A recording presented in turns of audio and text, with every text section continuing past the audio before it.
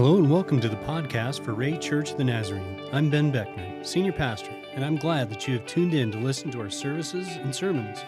We have reopened our sanctuary and would love to have you join us in person at 410 Blake Street in Ray, Colorado for our Sunday morning worship services that begin at 10:45, if you feel comfortable to do so. We would also invite you to join us live on Facebook, YouTube, or our website if that's a better fit for you at this time. Please visit our website at raynaz.com and our Facebook page for more information regarding our services. It is my prayer that you experience the presence of God during your time with us, whether in person or online. Again, thank you and welcome to our podcast.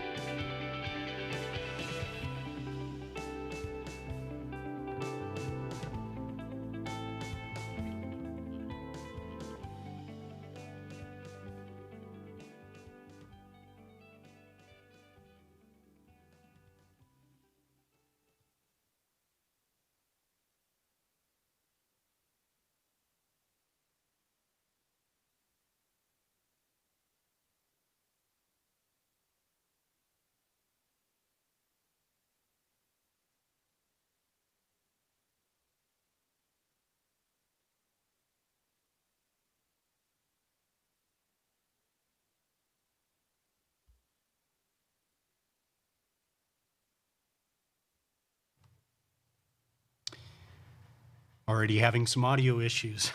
So just want to welcome you once again and thank you for taking time to spend midweek in this time together. Where some of this has kind of began doing this message in the middle of the week. Week before I did this because we had major audio issues. This week, got the audio issues fixed, but we had some streaming issues. So the video and audio was cutting in and out pretty bad. So just wanted to record this quick video, give you a snapshot of what we talked about this last Sunday, and bring you along on this journey together. I know that during this time, it's difficult for many of us to still gather in person, and I just want to thank those that have been able to come and participate in worship. It's been just a great time together. But I also wanted to catch some of you that aren't able to join us online or join us in person and do this quick video for you online together. And just want to thank you for spending a few minutes together.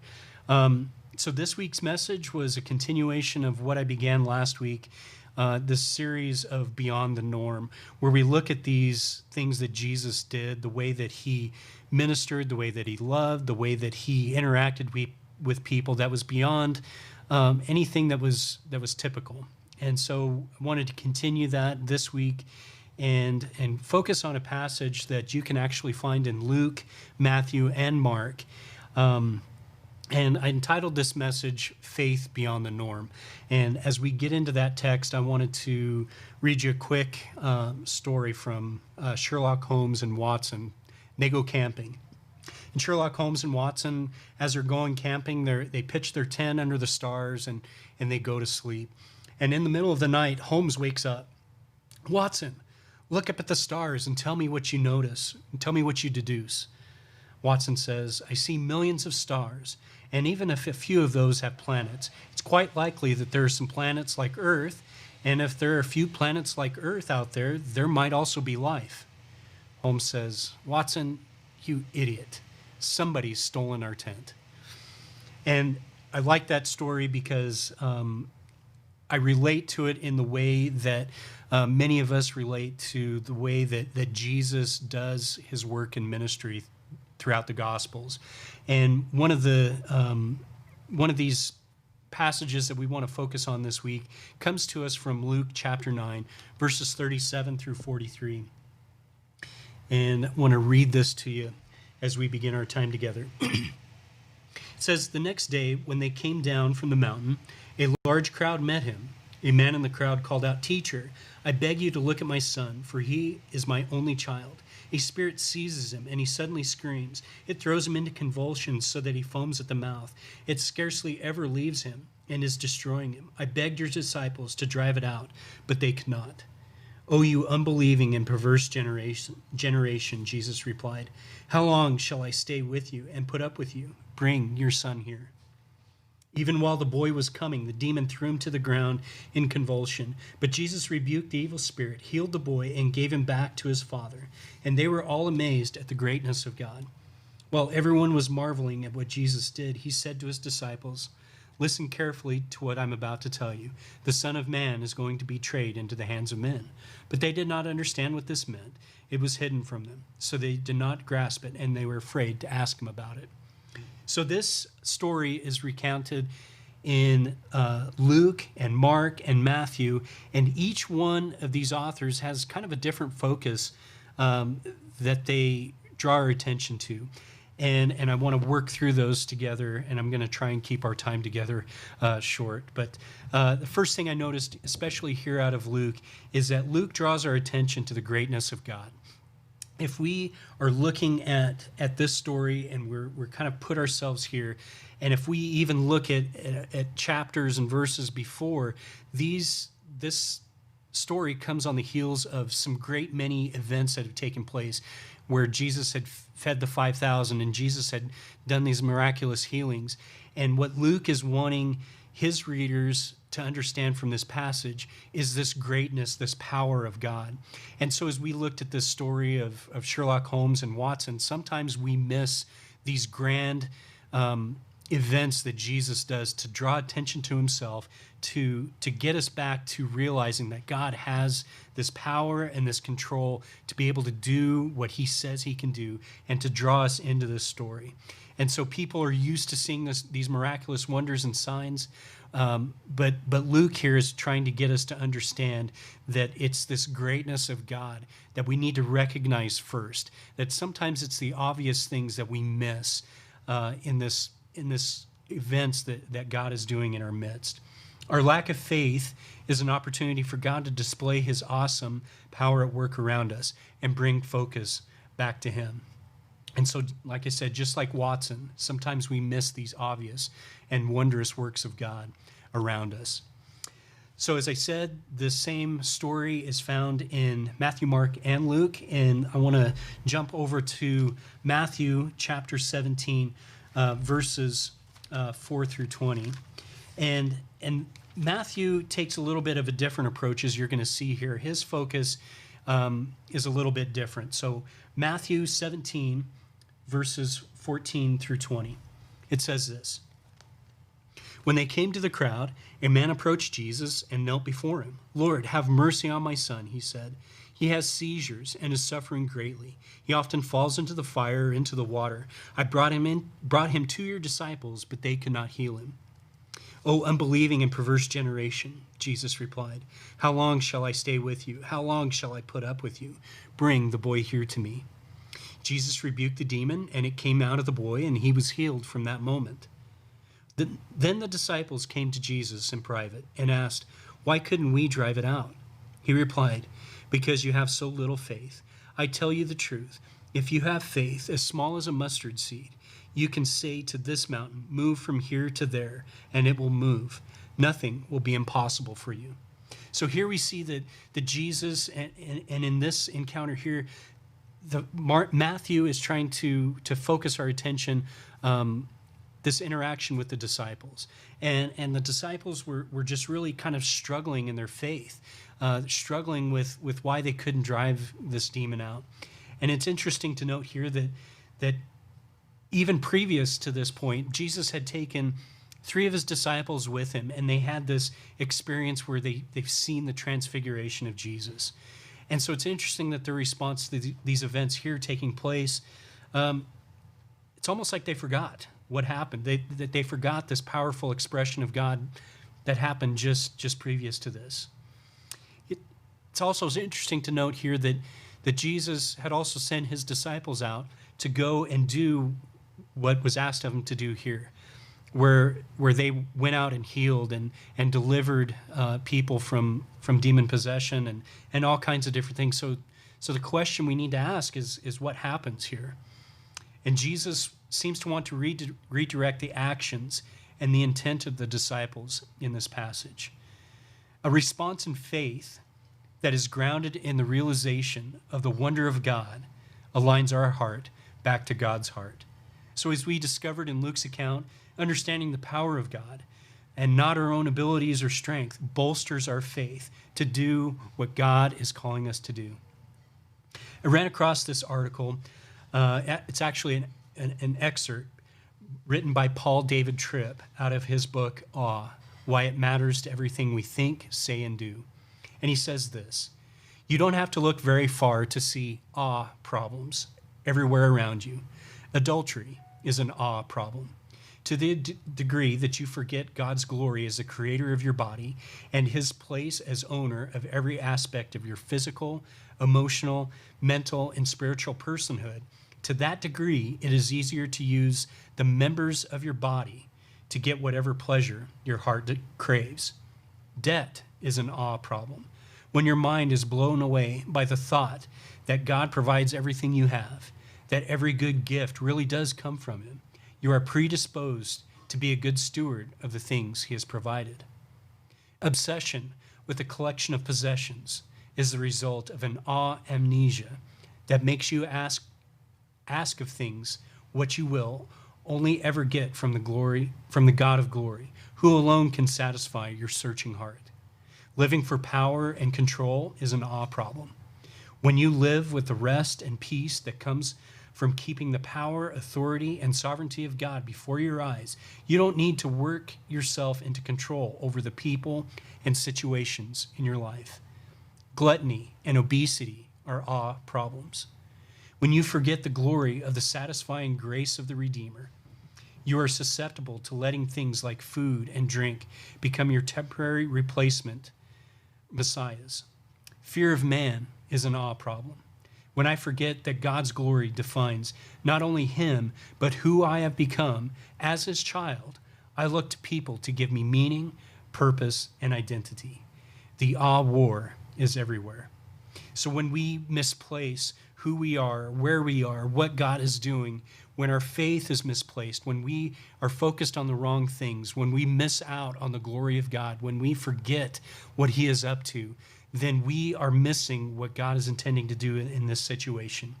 And so here in Matthew, I ask myself, and I'm asking you with me, is there faith without the wonder and awe of God? So we need to make sure that we're focusing in on the right things. The third thing I want to talk about as we look at this same story in Mark chapter 9 is I want to look at the faith in the struggles of life. And so Mark chapter 9, verses 14 through 29, it says this: when they came to the other disciples, they saw a large crowd around them and the teachers of the law arguing with them. As soon as all the people saw Jesus, they were overwhelmed with wonder and ran to greet him. "What are you arguing with them about?" he asked. A man in the crowd answered, "Teacher, I brought you my son, who is possessed by a spirit that has robbed him of speech. Whenever it seizes him, it throws him to the ground. He foams at the mouth, gnashes his teeth, and becomes rigid.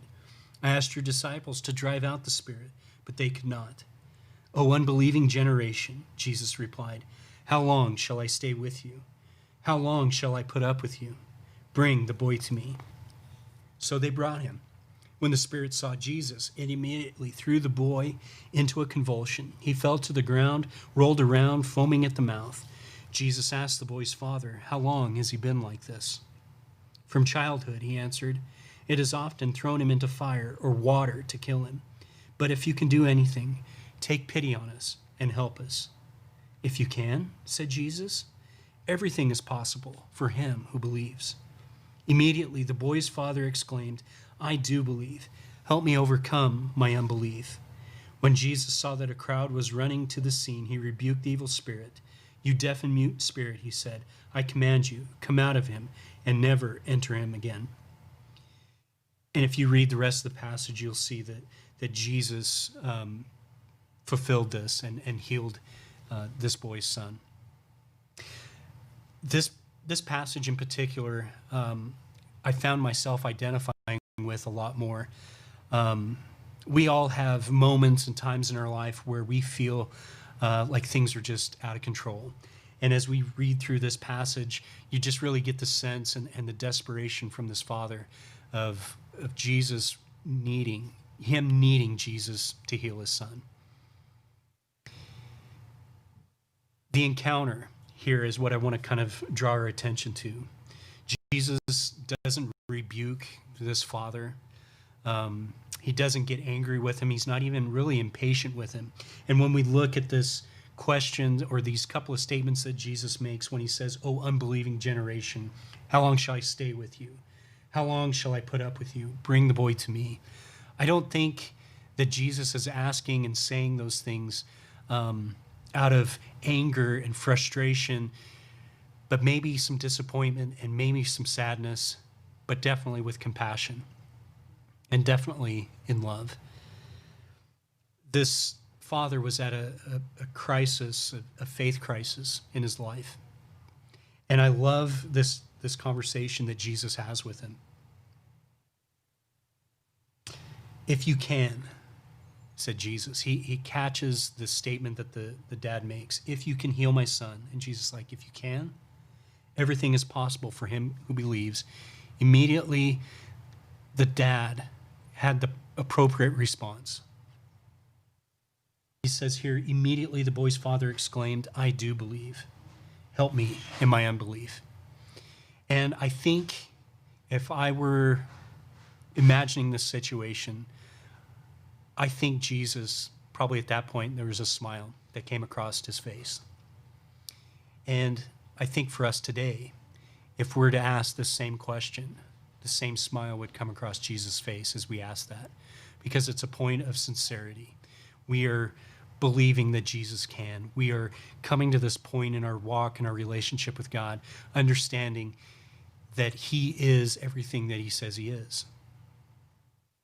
F.B. Myers says, "Unbelief puts our circumstance between us and God, but faith puts God between us and our circumstances." And we need to get this order right.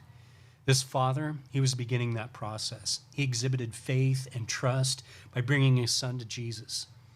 This encounter helped him to see the limits of his faith and to take steps to put his faith in God and in his power. So today, I don't know where this message may find you. As I shared, I found myself identifying with this dad, because I know that there are times when my faith falters. I know that my faith isn't where it's supposed to be. And Jesus is calling us to this faith that is beyond the norm, to living a life of faith that is beyond the norm. We're used to living in this world around us, being able to do the things that we can do on our own strength and abilities. The American ideal is based on that fact, that if you want something, to go out and get it. The world isn't going to wait for you. And so living this lifestyle of following after Jesus kind of turns that on its head a little bit. It's an invitation to trust Jesus. It's an invitation to do the things and trust God in the things that he says he's going to do. Andrew Murray says this: "Beware in your prayers, above everything else, of limiting God, not only by unbelief, but by fancying that you know what he can do. Expect unexpected things. Above all that we ask or think, each time before you intercede, be quiet first and worship God in his glory. Think of what he can do and how he delights to hear the prayers of his redeemed people. Think of your place and privilege in Christ and expect great things." Just wanted to this to be a time of encouragement for you here this week. An encouragement to live a life beyond the norm, an encouragement to have faith beyond the norm. And so I pray that you have a blessed week. And if you feel so inclined, maybe in the comments of this video here below, share something that God is moving in your heart, a way that he's asking asking you to step and trust beyond your belief, beyond what you feel you are capable of doing. So I pray that you have a blessed week, and I'm looking forward to hear your testimonies as we gather together again soon. God bless.